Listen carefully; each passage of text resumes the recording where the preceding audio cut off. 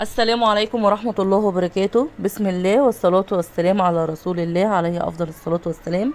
النهاردة بإذن الله هنفسر رؤيا الذبح في المنام، سواء كانت رؤيا ذبح أشخاص أو ذبح حيوانات. اللي يشوف في المنام يا جماعة إن هو بيذبح شخص في المنام، فإن هو في الحقيقة بيكون بيظلم الشخص ده أو بيجور على حق من حقوقه.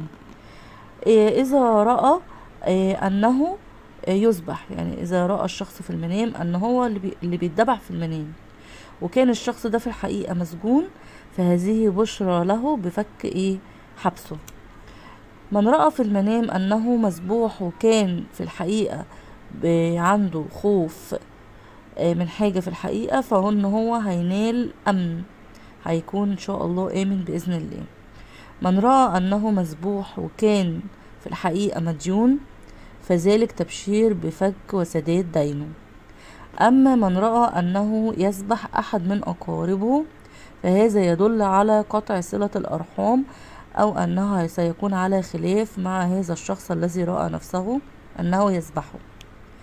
رؤية ذبح امرأة في المنام يدل ذلك على الزواج منها. أما من رأى أنه يذبح طفل في المنام، فإنه يظلم أهل هذا الطفل في الحقيقة.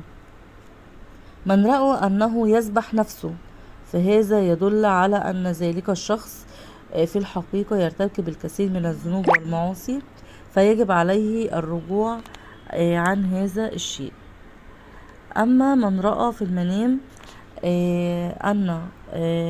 أنه يرى قوم مذبوحين أمامه، فإن هؤلاء القوم في الحقيقة بيعيشوا في ضلال وبيرتكبوا المعاصي.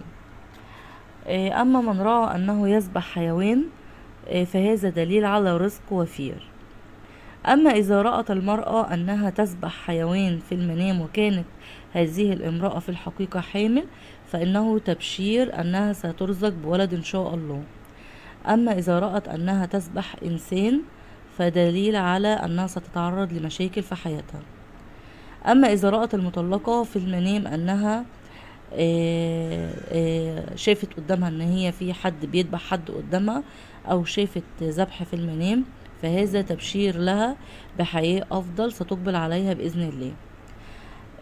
اما من رأى في المنام ان شخص يذبحه من ظهره، فانه في الحقيقة ان الشخص ده في الحقيقة بيكون بيتحدث من وراء ظهره وبيغتابه وبيتحدث عنه بالسوء، فيجب أن يأخذ حذره من هذا الشخص.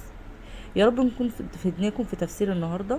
لا تنسونا بالاشتراك في القناة وتفعيل زر الجرس على الكل عشان يوصلكم مننا كل جديد بإذن الله، وتسجيل الإعجاب بالفيديو عشان يوصل لكتير من الناس.